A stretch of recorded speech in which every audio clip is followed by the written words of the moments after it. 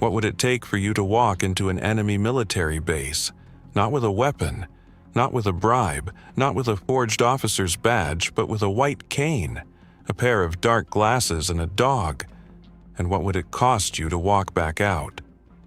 In the spring of 1973, an Israeli intelligence operative spent 11 minutes inside one of Syria's most sensitive military installations on the outskirts of Damascus.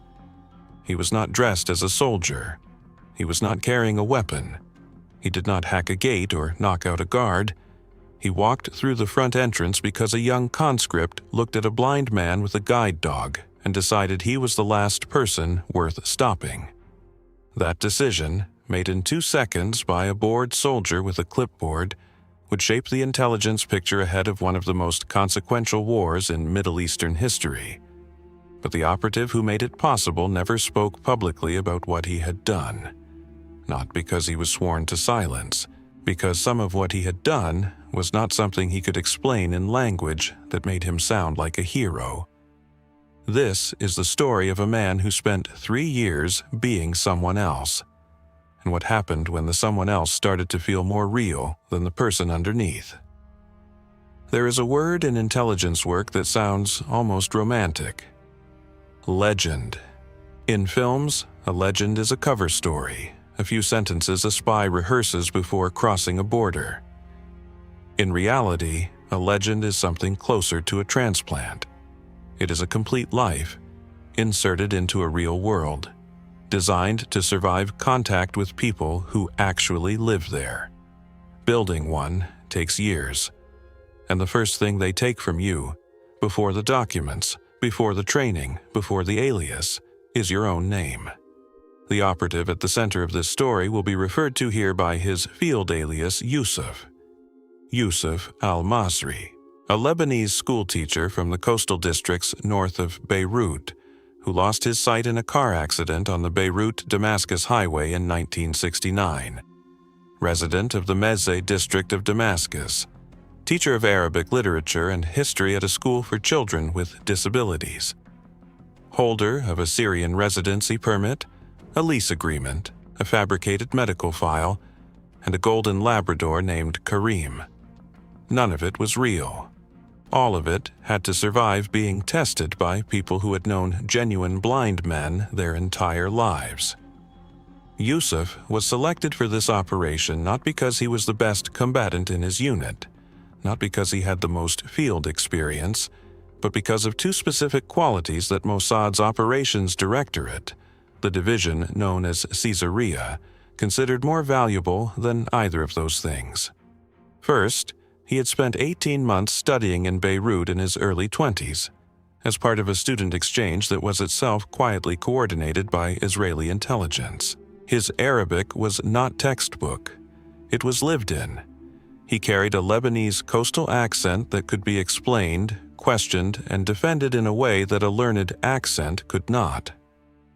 Second, as a teenager, he had spent 4 months volunteering at a school for the blind in Jerusalem.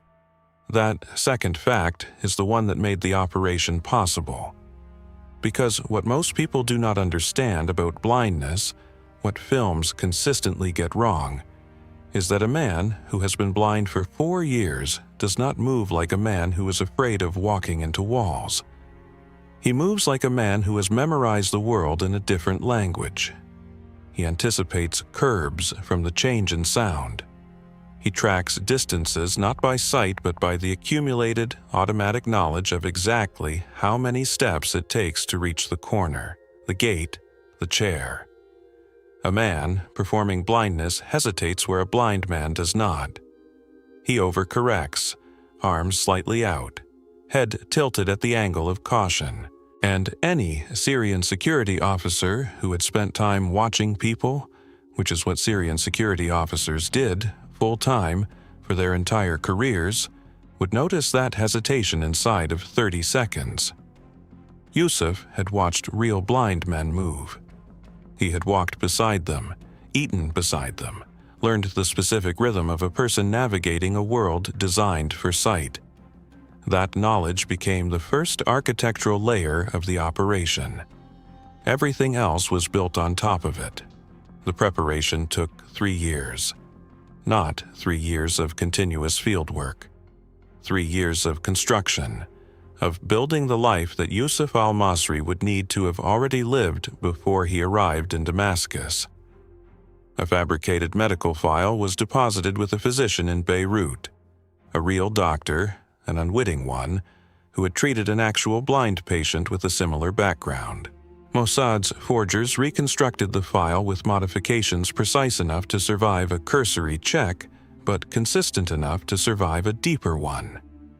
A network of Lebanese expatriates living in Damascus was seeded through a Mossad-connected intermediary who never knew the full picture, with introductions to a quiet, self-contained blind teacher from the coast. 3 people in that community had shared meals with Yusuf in Beirut before he ever set foot in Syria. They had watched him navigate a restaurant. They had seen Karim guide him to a chair. By the time Yusuf arrived in Damascus, he was not a stranger. He was someone whose reputation had come before him. And the dog. Karim was not trained in Israel.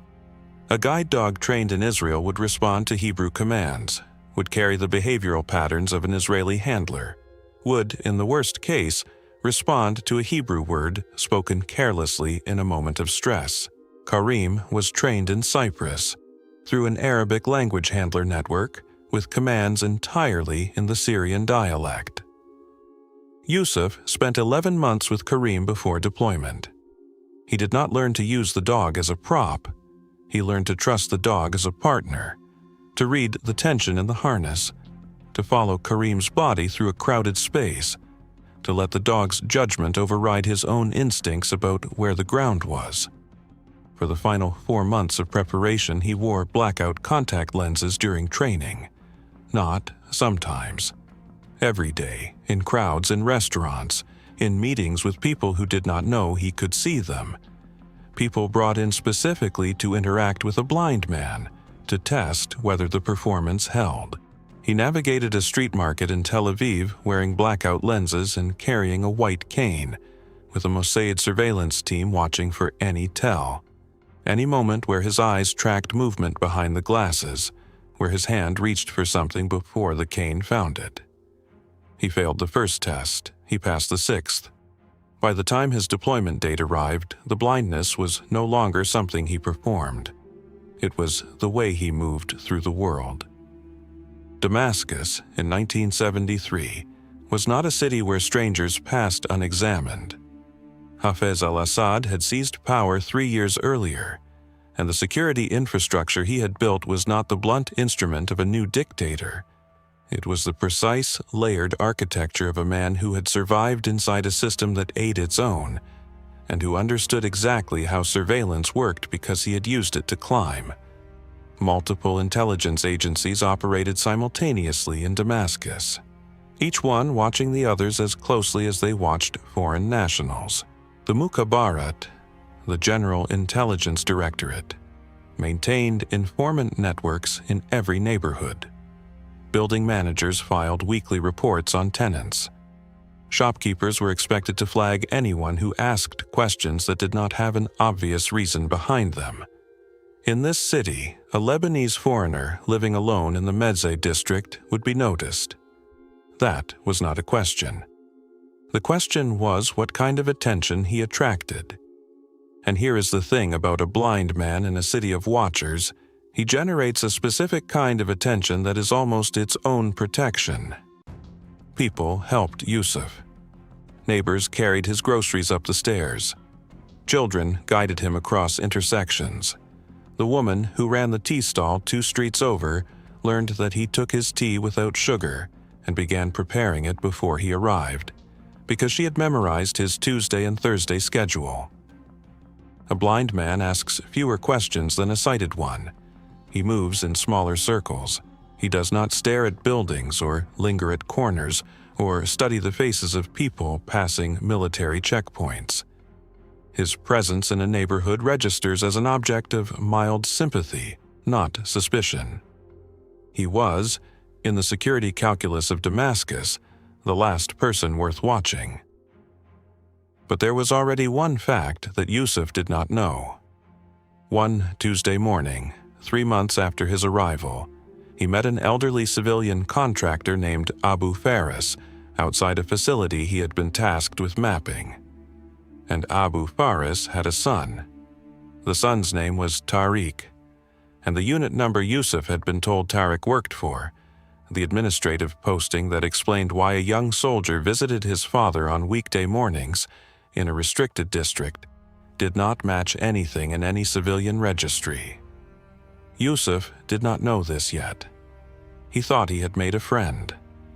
He had no way of knowing, on that first morning, whether Abu Faris was simply a kind old man, or whether Tariq's visits had nothing to do with a father's tea. 3 months into his deployment, Yusuf had established a routine so consistent that it had stopped feeling like cover and started feeling like life. Tuesday and Thursday mornings, the walk to the market, then south along the road that curved past the Meze facility perimeter, then back through the residential streets to the apartment.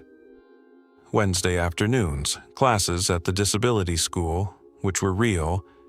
He taught real students, corrected real homework, attended real staff meetings. Friday evenings, tea with the Lebanese expatriate community, the people who already knew him from Beirut, who provided his social legitimacy in the neighborhood without understanding that was their function. This is one of the things no training prepares you for. The routine becomes real. The students become real. The woman at the tea stall who prepares your order before you arrive becomes real.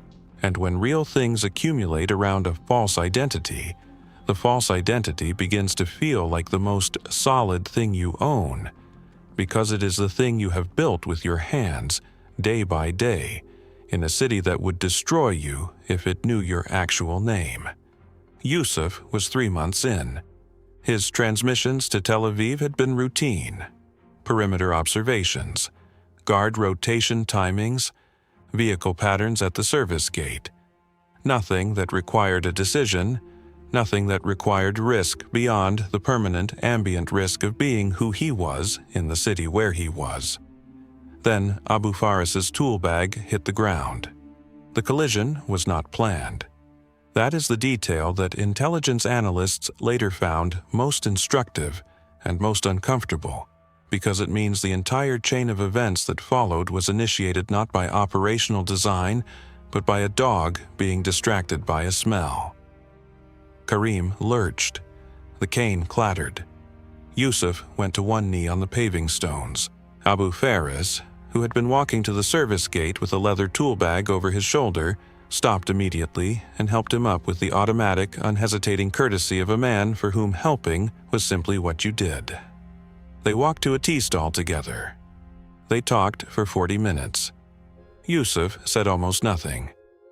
Abu Faris, who had the particular ease of a man who had spent decades doing skilled work with his hands and had long since stopped needing to impress anyone, talked about everything, the facility, the young soldiers who sometimes helped him carry equipment, the officer who processed contractor paperwork and cared only that the forms were completed correctly.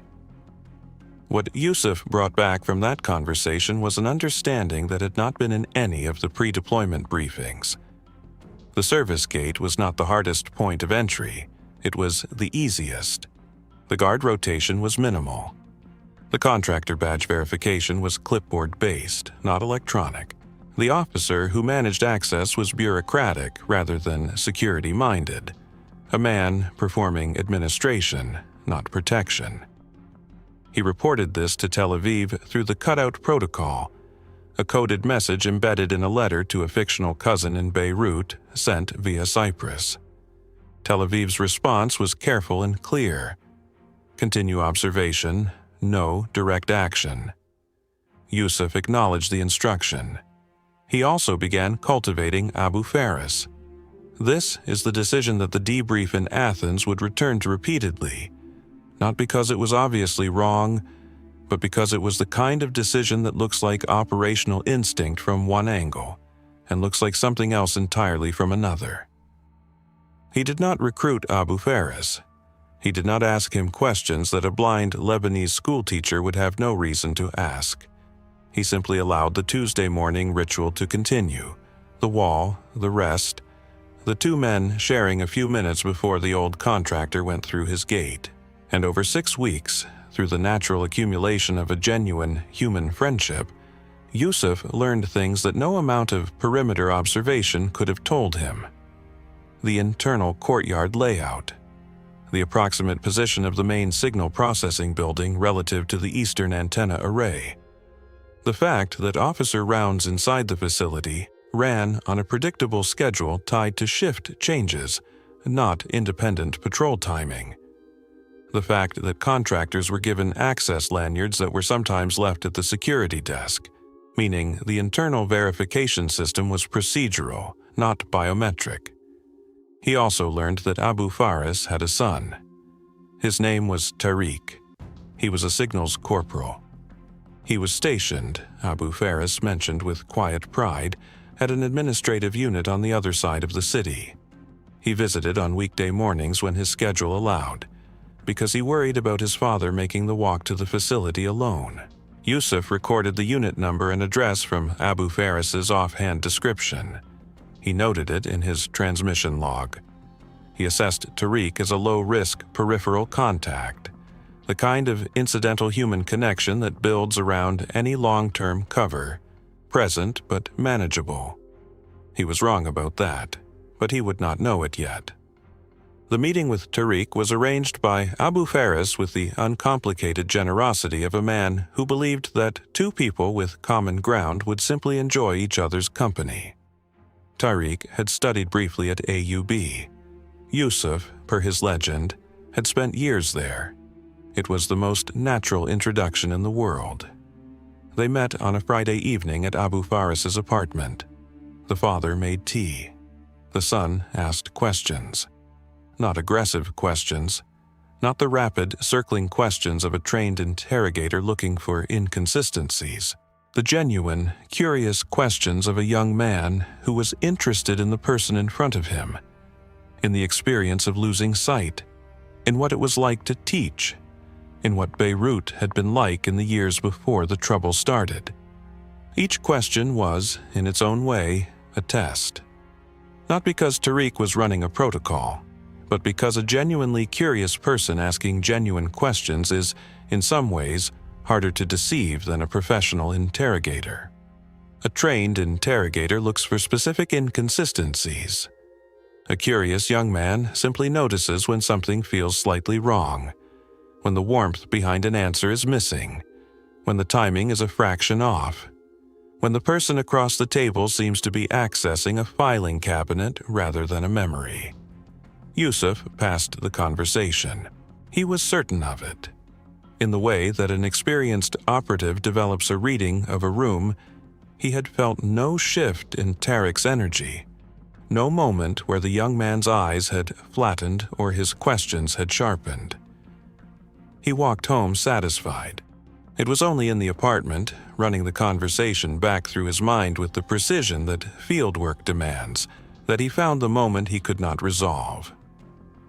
Tariq had asked about a professor of Arabic literature at AUB, a man named Dr. Khalil Haddad.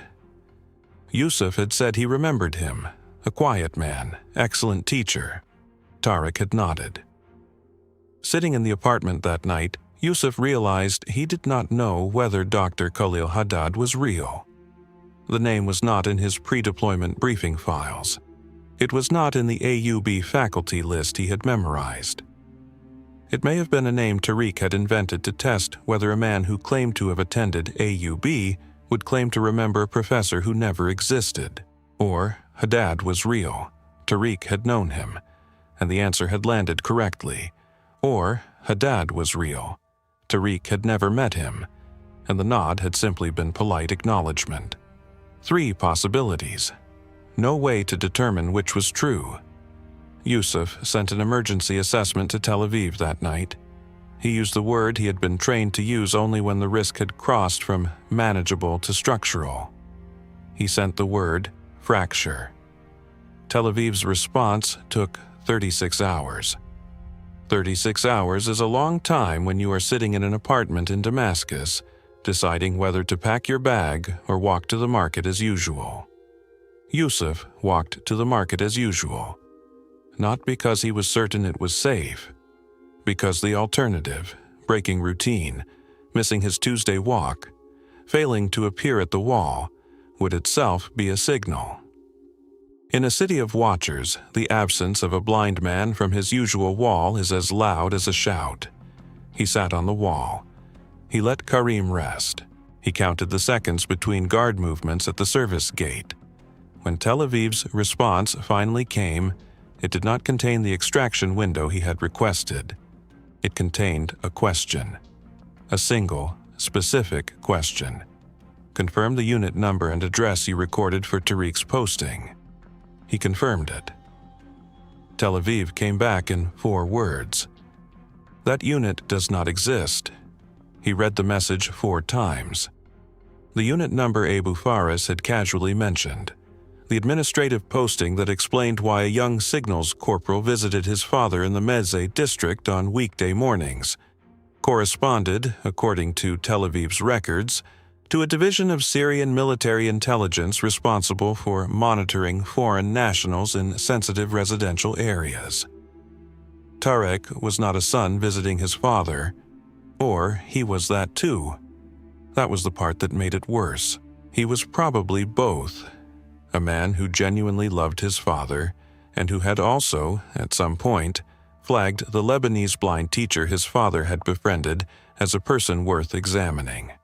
That was how this city worked. Loyalty and surveillance were not opposites here. They coexisted in the same person, the same relationship, the same cup of tea. Yusuf had spent 6 weeks believing he was managing a peripheral human connection. He had been sitting, every Tuesday morning, in the peripheral vision of Syrian counterintelligence.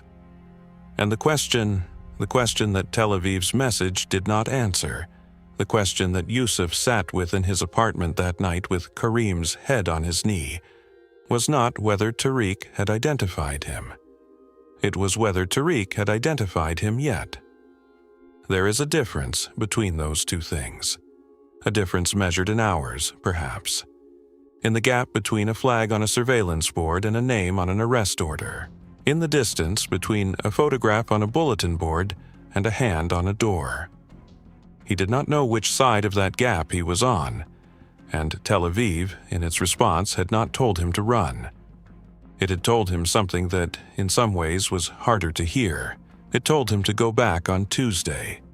Tuesday arrived the way all inevitable things do, quietly, without announcement, folded inside an ordinary morning.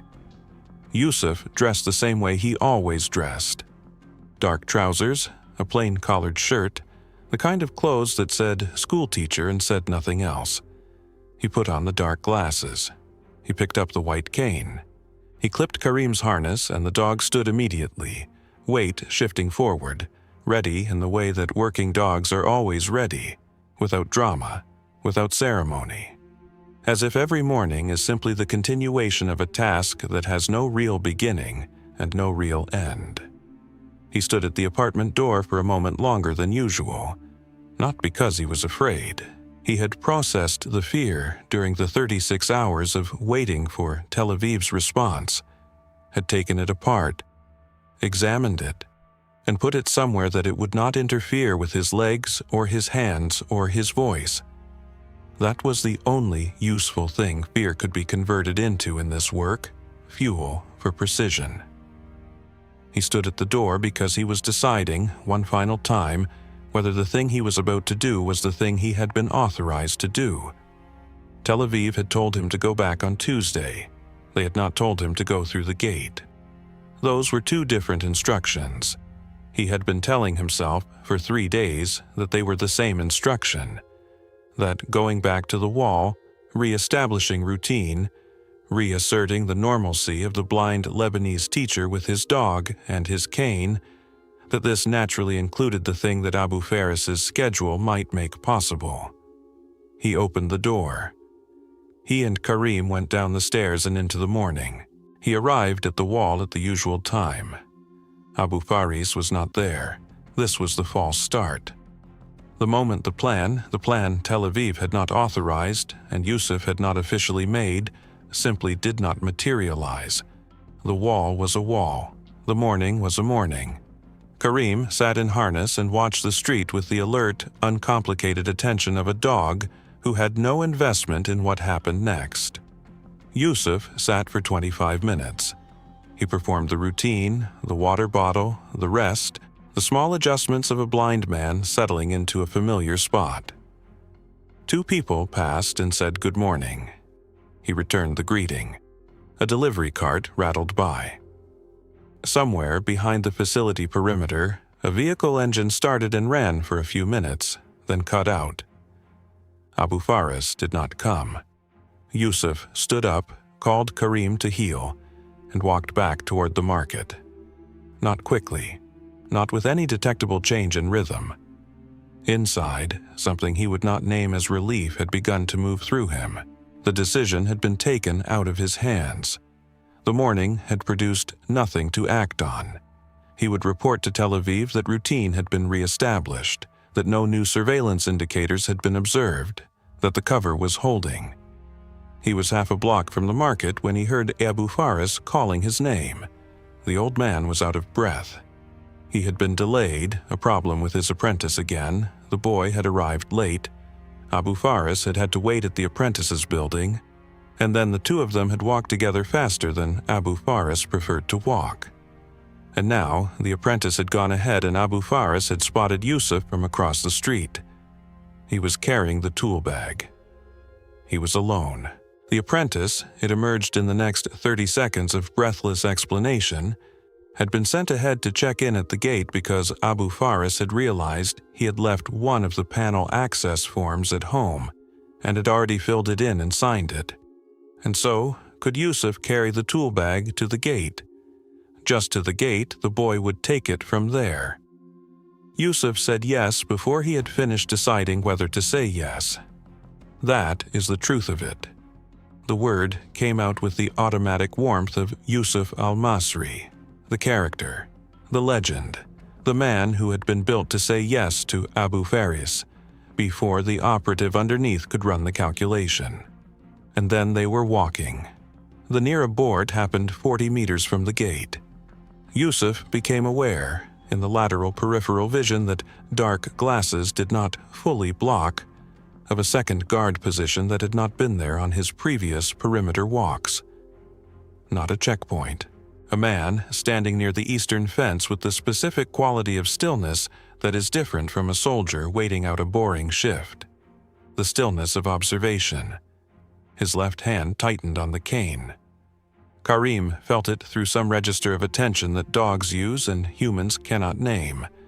The dog's pace shortened fractionally, staying closer to Yusuf's leg.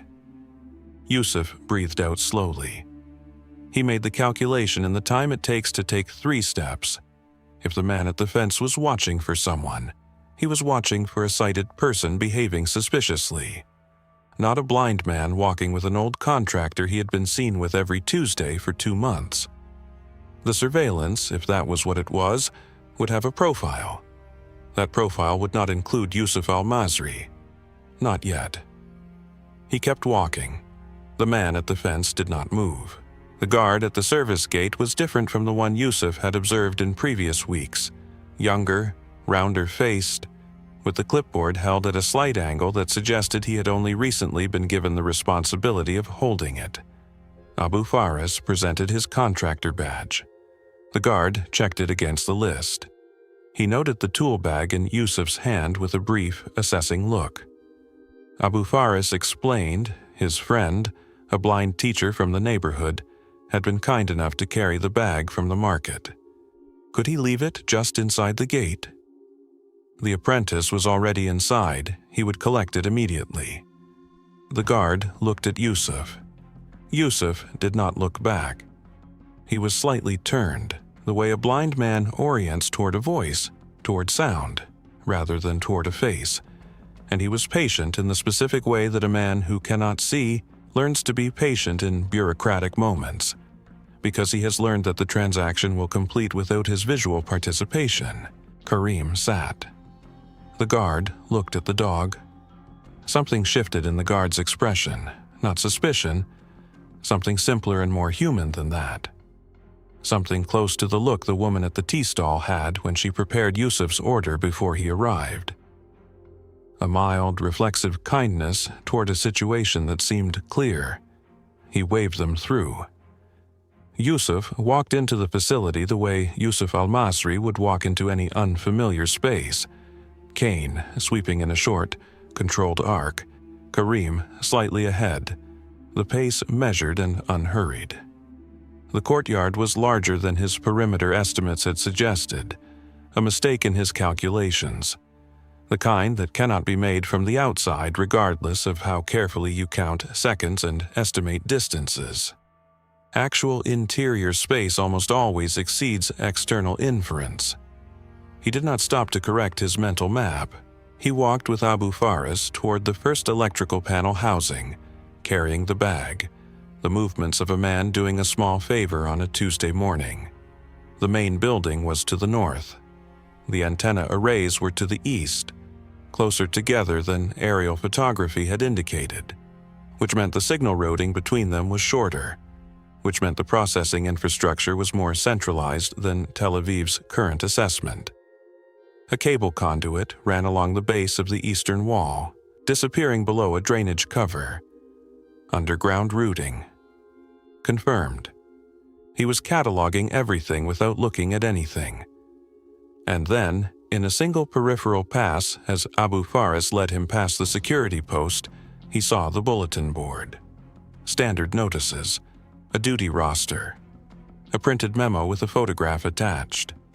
The photograph showed a man sitting on a low wall, dark glasses, white cane resting against the stone, a dog beside him. He kept walking. Abu Faris was saying something about the panel housing, about the electrical fault, about whether the apprentice had brought the correct gauge of cable. Yusuf responded appropriately, the sounds of a man half listening, mildly interested, carrying a bag.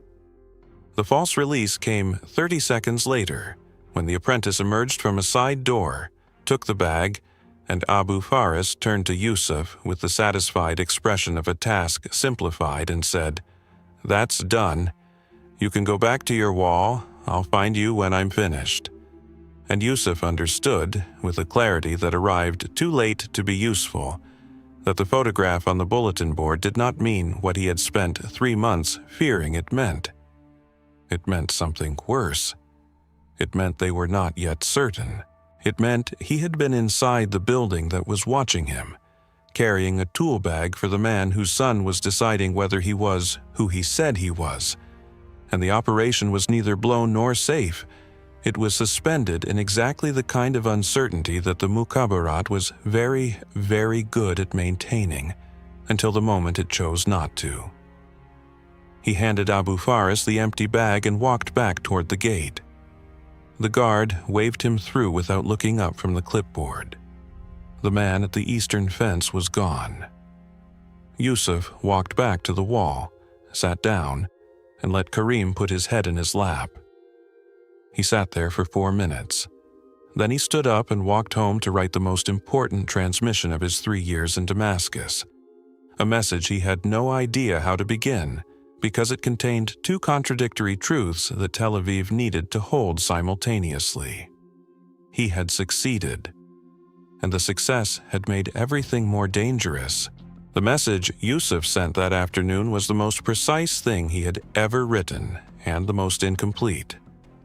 He recorded everything that mattered operationally: the courtyard dimensions, the corrected antenna array positions, the underground cable conduit below the eastern drainage cover, the centralized signal processing inference, the interior security post location, the shift timing derived from the officer he had observed crossing the courtyard at 0947. 11 minutes of access had produced more usable intelligence than 3 months of perimeter observation. He recorded all of it. What he could not record cleanly was the photograph. He described it, the angle, the bulletin board position, the apparent surveillance image of a man on a wall with a white cane and a dog. He assessed, based on the print quality and the paper color, that it was recent. Within the last 3 to 4 weeks, he noted that no action had been taken at the gate, that the guard's behavior showed no heightened instruction, that the man at the eastern fence had been present at entry and absent at exit, which suggested observation, not interception. He wrote his assessment. The photograph indicated preliminary surveillance interest, not confirmed identification. Then he wrote the sentence that the debrief in Athens would return to more than any other.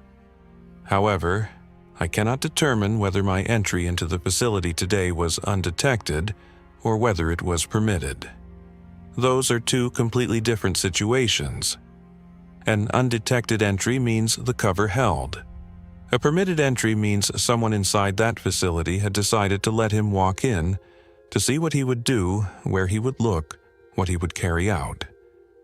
He did not know which was true. He sent the transmission and sat in the apartment as the Damascus afternoon moved through the window, and Karim slept on the floor near the door. And somewhere across the city, a young signals intelligence officer named Tariq was either writing a report or eating dinner or both. Tel Aviv's response arrived the following morning. It did not address the photograph directly. It did not address the permitted versus undetected question. It asked for the cable conduit position described in his transmission, specifically whether the drainage cover was standard municipal infrastructure or military-specific installation. Yusuf read the message twice. Tel Aviv was processing the intelligence. They were already working with what he had brought out. The question of whether the operation was blown was, from their perspective, a secondary consideration to the question of what the intelligence meant. This is the institutional logic of intelligence work, and it is not cynical, it is functional. You do not stop using a tool because the tool has been put at risk. You extract maximum value while the tool remains available, and you plan for its removal when removal becomes necessary. Yusuf understood this. He had understood it before he was deployed. Understanding it and experiencing it from the inside are not the same thing. He answered the question about the drainage cover. Then he sent, separately, a second message. Request extraction window. Cover integrity cannot be confirmed. Further access creates unquantifiable risk. This time, Tel Aviv responded in under 12 hours. The extraction window was approved. It would happen in 48 hours. The intelligence Yusuf carried out of the Meze facility in the spring of 1973 was assessed, in the post-war analysis conducted after October of that year, as a material contribution to Israel's understanding of Syria's air defense communication architecture before the Yom Kippur War. The confirmation of underground signal routing meant that Israeli planners understood the facility could not be disrupted by conventional strike on the antenna arrays alone. The processing infrastructure was below ground. Taking out the visible installation would not silence the network. This shaped targeting decisions during the war's opening hours. Whether those decisions changed outcomes in ways that can be measured is a question that classified operational reviews have never answered publicly, and perhaps cannot. Wars are not controlled experiments. The value of a single piece of intelligence is almost impossible to isolate inside the chaos of actual conflict. What is documentable is simpler and more direct. The intelligence was used. People made decisions with it. Aircraft flew on the basis of plans that were informed by it. The underground conduit below that eastern drainage cover, observed in a peripheral pass by a man who was not supposed to be inside the facility at all, carrying a tool bag for an old electrician whose son may or may not have been watching, became a data point inside the largest military engagement in the region since 1967. That is the clean version of what the operation produced. The less clean version involves what the operation consumed. 3 years of Yusuf's life, not metaphorically but literally. 3 years during which he had no name that was real, no relationship that was not operational, no morning that was not constructed. 3 years during which the people who knew him best were people who did not know him at all. His students at the disability school were real. Their progress was real. The homework he returned, the Arabic grammar he corrected, the patience he extended to a 12-year-old girl who was learning Braille and found the letter patterns impossibly dense. All of that was real inside the fiction that contained it. When the fiction ended, the real things inside it ended too. He could not go back and tell them. He could not send a letter explaining that their teacher had existed, even if his name had not. The operation required a clean disappearance. A man who simply stopped appearing, whose apartment was found empty, whose Syrian residency permit would eventually be flagged as fraudulent, and whose fabricated medical file would be quietly pulled from a Beirut physician's cabinet by people Yusuf would never meet. From Damascus's perspective, Yusuf al-Masri had simply vanished. People who vanish in Damascus in 1973 do not generate paperwork that asks why. The debrief in Athens lasted 9 days. On the 6th day, after the operational timeline had been reconstructed in full, and the intelligence value had been assessed, and the cover architecture had been documented for institutional use in future legend construction, the debriefer asked Yusuf a question that was not on the standard form. He asked whether Yusuf wanted to know what had happened to Abu Faris. Yusuf said yes.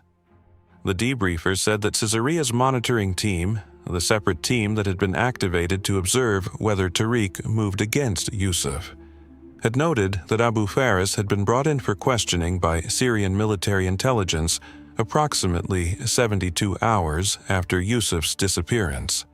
He had been held for 11 days. He had been released. Beyond that, there was nothing in the assessment. Whether he had been hurt, whether his contractor clearance had been revoked, whether his son's career had been affected by his association with a foreign intelligence operative who had used the old man's tool bag to walk through a military gate, none of that was in any file that the debriefer had access to. The debriefer wrote in the record, "Operative expressed concern for civilian contact. Advised that civilian exposure risk was accepted operational parameter. Operative acknowledged." Yusuf signed the debrief summary. He did not speak again during the session. There is a specific thing that happens to deep cover operatives when the cover ends that is not well understood outside the institutions that create them. The legend does not simply switch off. It does not fold up and return to the drawer where it was assembled.